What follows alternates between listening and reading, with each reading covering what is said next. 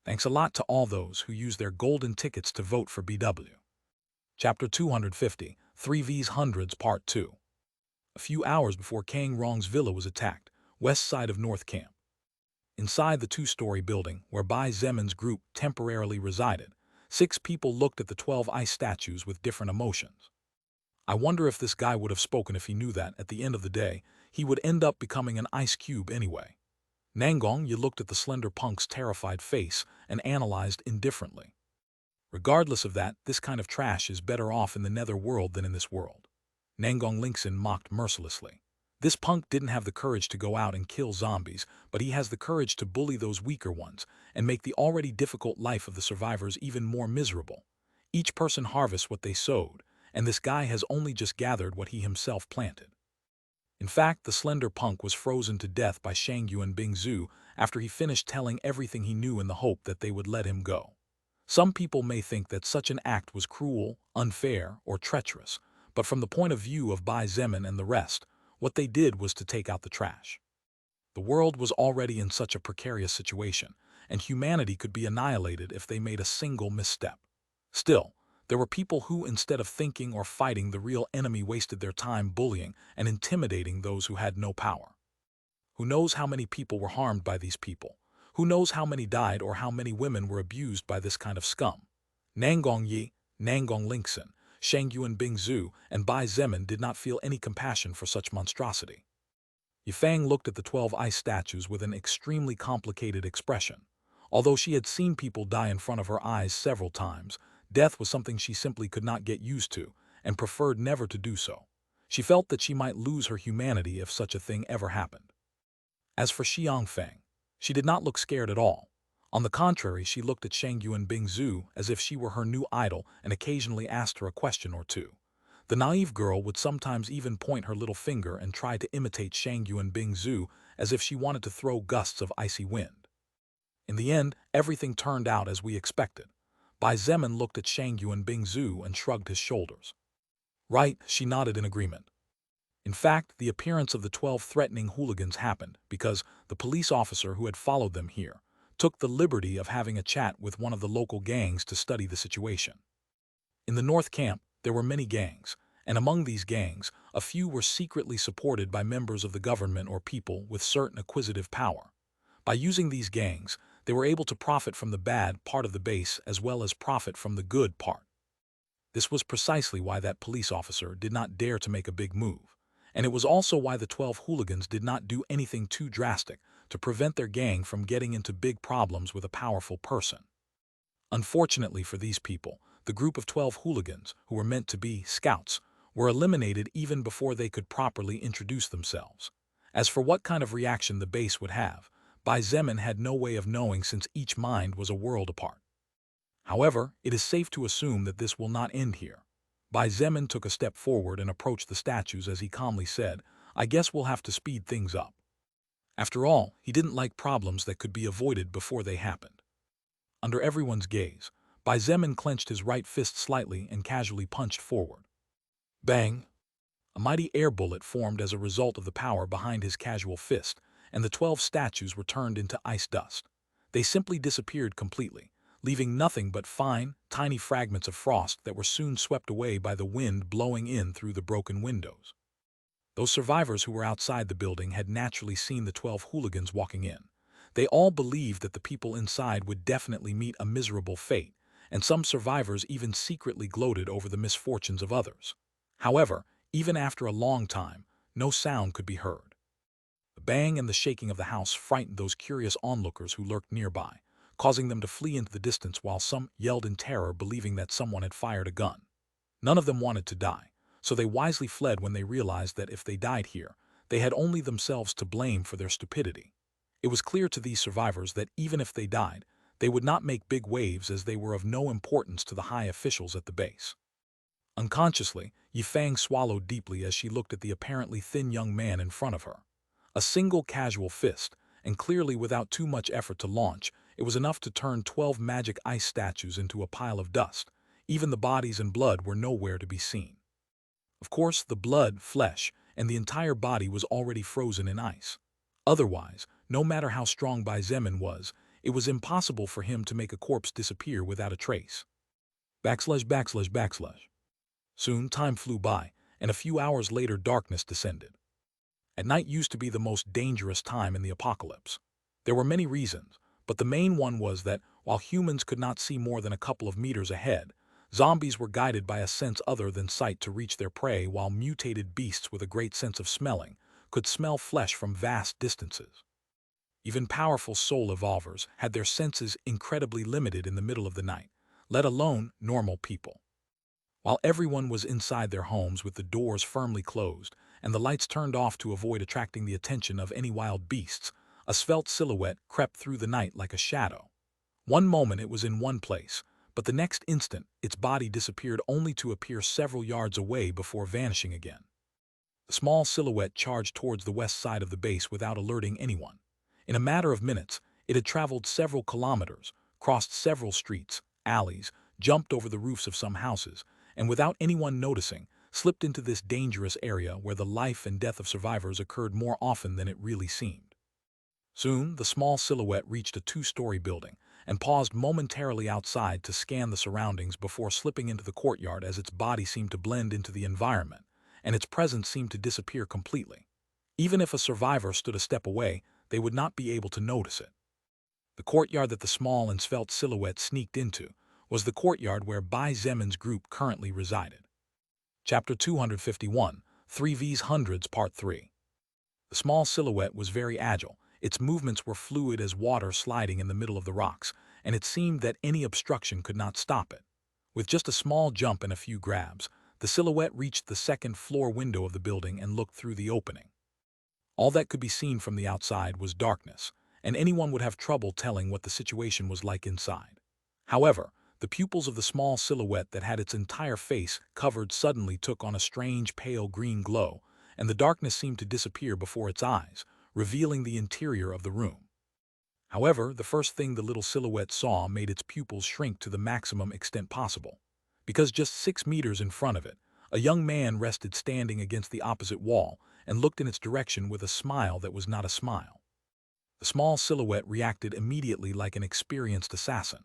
While using the wall as an impulse to jump backward, and just before gravity pulled it back to the ground, it threw several sharp objects that flew at full speed in the direction of the young man. Forehead, eyes, throat, heart, abdomen. The sharp objects aimed with terrifying precision at vital areas of the body, and considering the speed at which they flew due to the strength with which they were thrown, even a soul evolver could lose their life in this kind of deadly situation. Bai Zemin narrowed his eyes and immediately noticed that this person who was trying to assassinate him definitely had a lot of experience in this kind of situation. If it wasn't him or Shangyuan Bingzu, anyone else in his group would most probably die in the face of such a ruthless and precise attack. Unfortunately, this fatal assassin met him. Swoosh, swoosh, swoosh, swoosh. His right hand moved at thunderous speeds, and 4 residual images appeared for a moment before disappearing. Just before its balaclava-covered head went too low, and it lost sight of the situation inside the room, the assassin felt its heart stop for a split second as it saw its attack stopped by the mysterious young man with bare hands. Those sharp objects that the small silhouette had thrown were parts of a level 20 mutated porcupine. With the assassin's strength matching the piercing ability of the thorns, even a war tank would be pierced through. But the young man caught it so easily. When the toe of the assassin's left foot came into contact with the courtyard floor once again, it did not even hesitate and dashed into the distance at full speed. In the past, even before the apocalypse, the small silhouette had worked as an assassin and had a lot of experience in this field. Now that it had evolved and acquired various skills befitting its profession, its killing power had increased to frightening levels. However, the killer instinct deep inside the small silhouette told it that the mysterious young man was too difficult a target to deal with. "You want to come and then leave at will. Better stay and chat for a while." A voice filled with disdain reached the assassin's ears. The assassin's pupils suddenly shuddered as a bad premonition overtook it. Without delay, it twisted its body in a strange angle as if its body was made of rubber while keeping its speed up to the maximum possible. Swoosh, swoosh, swoosh, swoosh. The wind swooshed softly as if several objects at high speed were piercing it. These objects were the 4 thorns that the assassin had used before. Thanks to its experience and ability, the small silhouette managed to evade 3 of the thorns. However, The fourth and last one was moving too fast, so it barely managed to move its body a little to the left before it was pierced.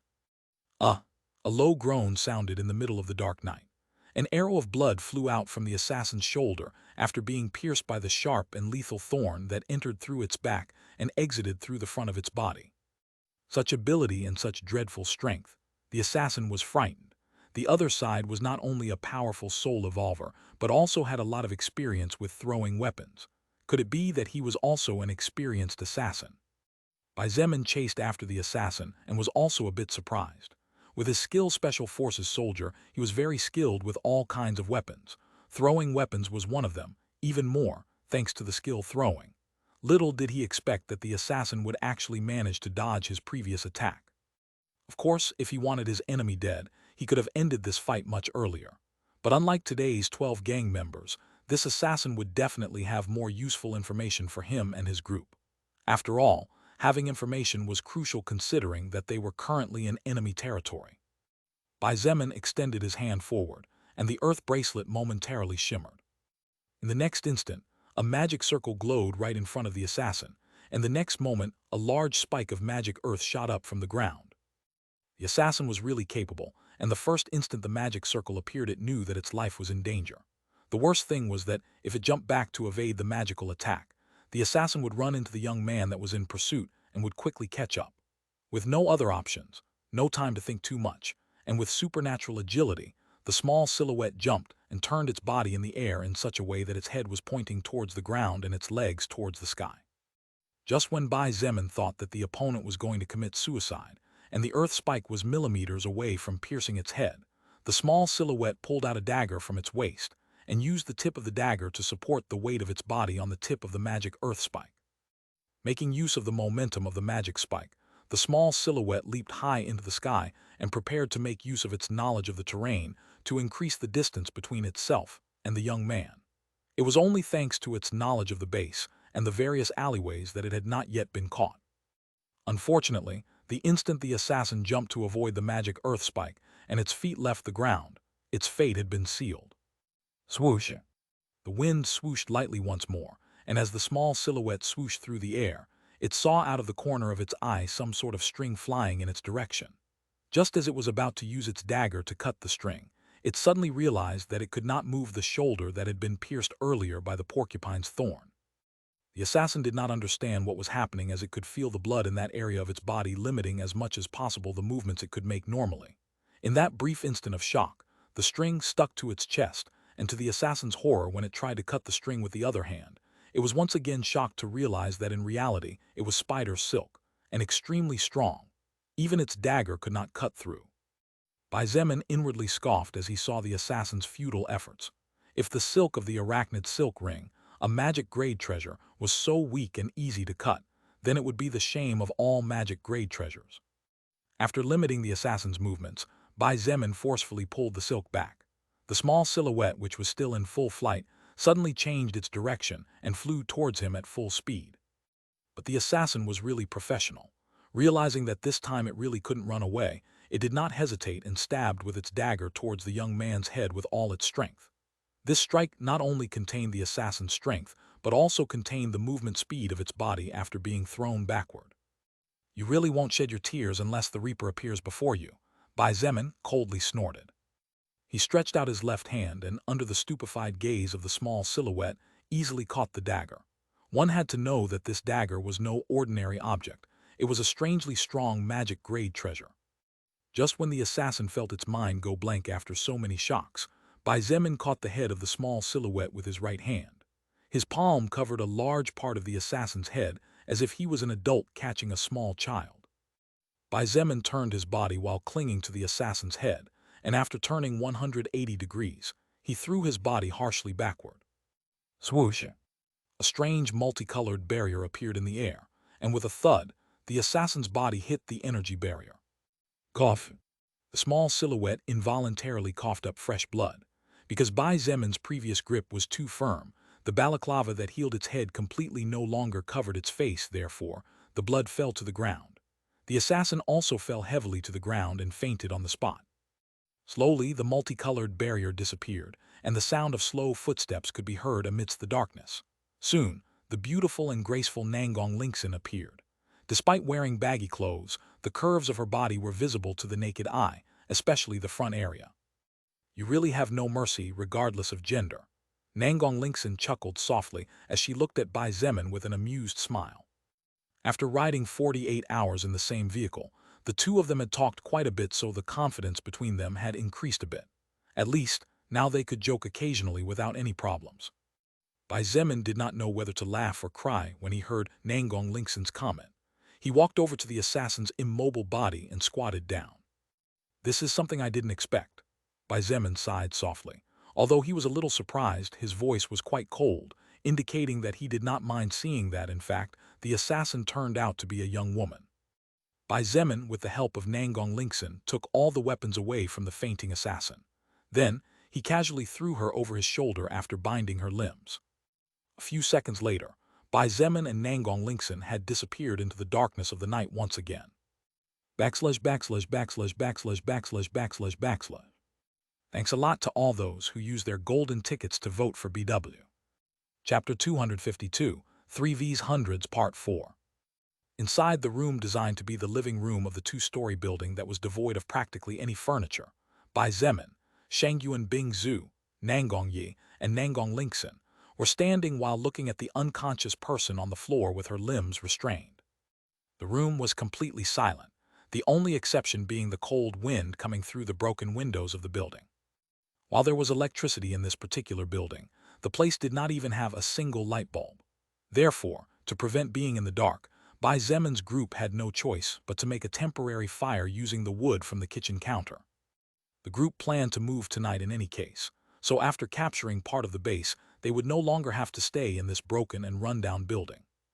The fire in the bonfire was swaying to the rhythm of the wind blowing through the broken windows, and the illumination provided by the blaze was enough so that the appearance of the unconscious person on the ground could be seen by all present. "How was the young lady's strength?" Nangong Yi asked calmly. His voice amidst the silence was clear enough for everyone to hear, even though his tone of voice was quite low to avoid waking up the mother and daughter Du sleeping in the room above.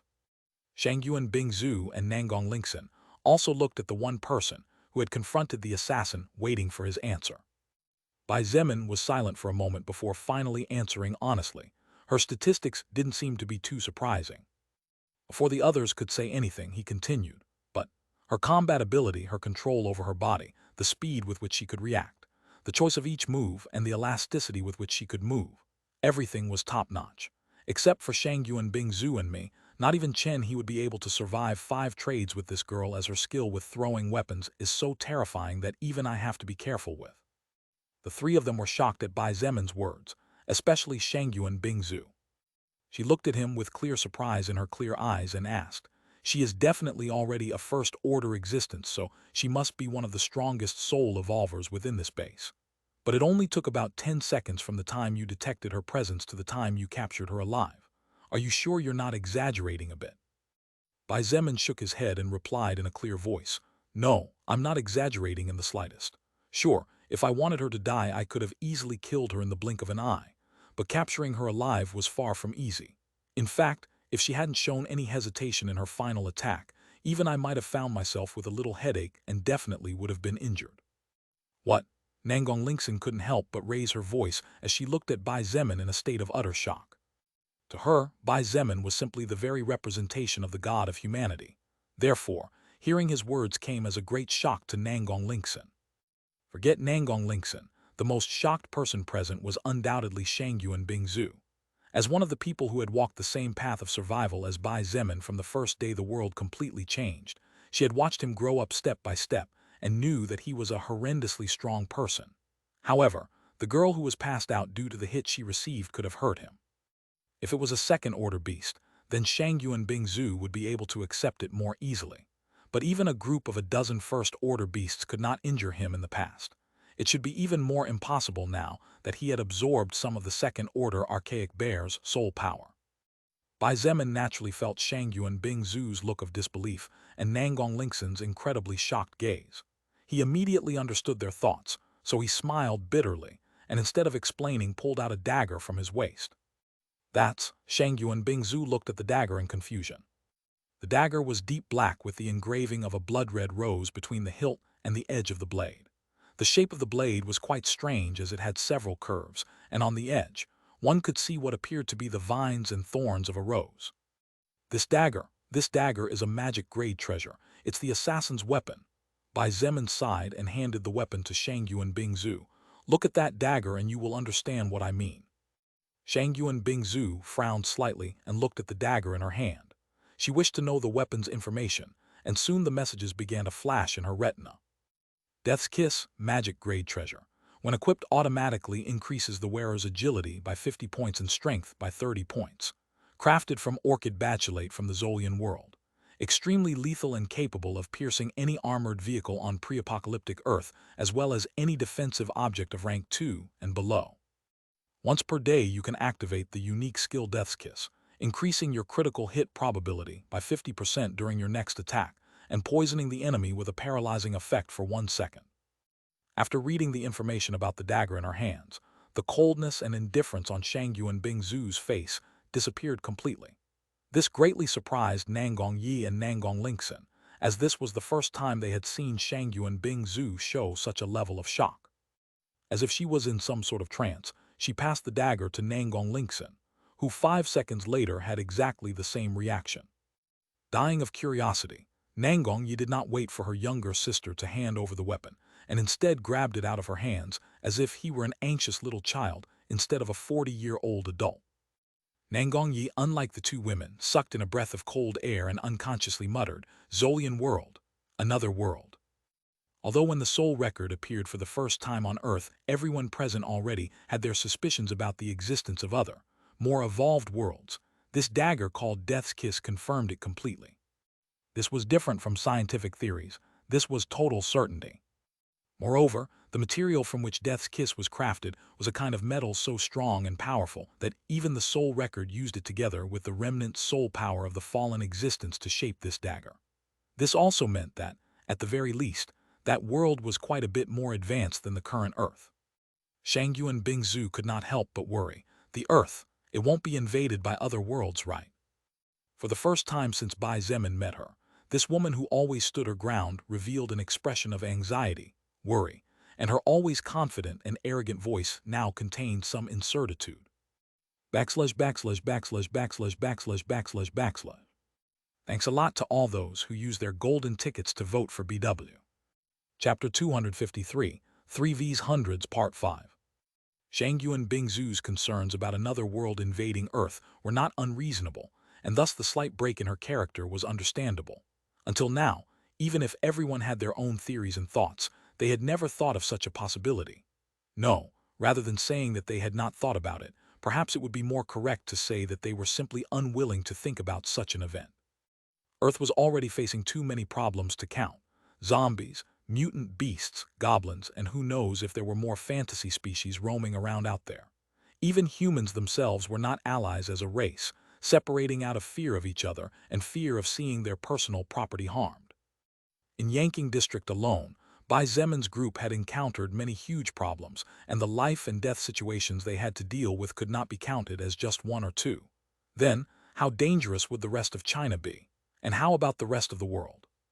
The problems and dangers humanity faced were too many, but now there was a weapon created from a strange material from another world that no one had ever heard of. If a weapon could get here, then who could guarantee that the inhabitants of that world could not? Even if the weapon had been born thanks to the soul record using a material called orchid bacillate, no one could be sure what would happen in the future. At the very least, the possibility of being invaded was now present, and that alone was enough to make even Shangyuan Bingzu fearful, not to mention the rest. Nangong Yi and Nangong Lingxin also turned slightly pale at the thought, and unconsciously or not, they all looked at Bai Zemin waiting for an answer. After all, for some reason, Bai Zemin always had an answer for everything. Bai Zemin sighed inwardly. After a moment's hesitation, he decided to tell the things he knew so far and his thoughts. Of course, he narrated everything as a possibility, and as theories rather than certainties, since otherwise he would have no way to explain how he knew such things. Although I'm not really sure, temporarily we should be fine. Temporarily? What specifically do you mean? Nangong Lingxin hurriedly pursued. Bai Zemin was silent for a moment as if in thought before slowly saying, "This is just a theory, but I think it would be good to keep in mind. As we already know, humans and wild beasts are divided into orders, and within each order there are different levels. Unclassified from level 0 to level 25, first order from level 25 to level 50, and second order from level 50 to unknown. For now that's all we know, since while none of us have reached the first order limit, we have faced a second order beast in the past. Although Nangong Linkson and Nangong had not yet joined the group back then, both siblings already knew that Bai Zemin's group had faced a horrendously powerful beast, and that it had been that powerful beast who had managed to injure someone as strong as Bai Zemin before perishing. So, since we, living beings of this world, are constantly evolving and growing, why wouldn't the world do so as well? Bai Zemin paused here and looked at everyone's reaction. As he expected, everyone was filled with disbelief. However, soon enough that disbelief turned to shock, realization, and they even seemed to have enlightened themselves about something. "How did I not think of that before?" Nangong Linkson exclaimed, apparently forgetting about Yifang and Xiang Feng, who were sleeping upstairs, or perhaps too engaged to worry about minor matters. "Since we evolved, of course, the world must evolve as well." "Indeed, because if the world can't evolve," Nangong paused. Shangyuan Bingzu finished what he wanted to say. "If the world cannot evolve or keep up with the rate of evolution of the beings that inhabit it, then it will one day end up facing its own destruction." "That's right." Bai Zemin nodded with an earnest expression. "If the world does not evolve, then someday it will be destroyed. Look at what we can do being relatively low-level existences and barely first order or even unclassified. Then try to imagine how devastating the clash of two beings of higher orders such as third, fourth, even fifth order or more could be." Bai Zemin could already make a small wasteland with an extension of 1 kilometer being only a first-order existence. So what could he do when he reached the fourth order? Just imagining it made everyone feel a chill. "So I think the world will definitely evolve," he concluded.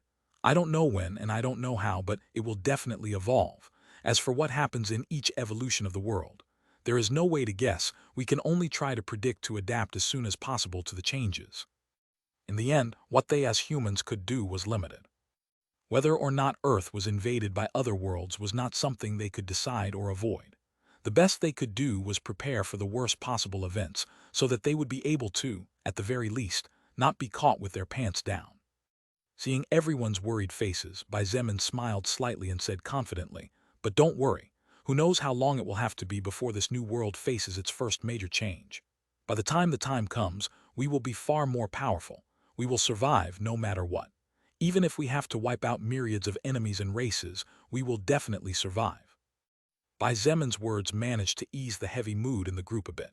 As to whether his words were meant to calm them or him, only Bai Zemin himself knew.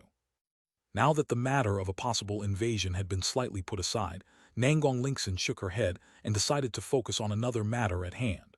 She looked at the strange dagger and asked in confusion, "This dagger is undoubtedly a high-quality treasure, but there is something I don't understand." She paused and then looked at the fainted assassin.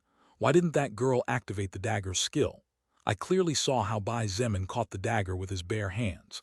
If she wanted to, she could have cut off his hand and could have even paralyzed him, which would give her 1 second to even attack him mortally."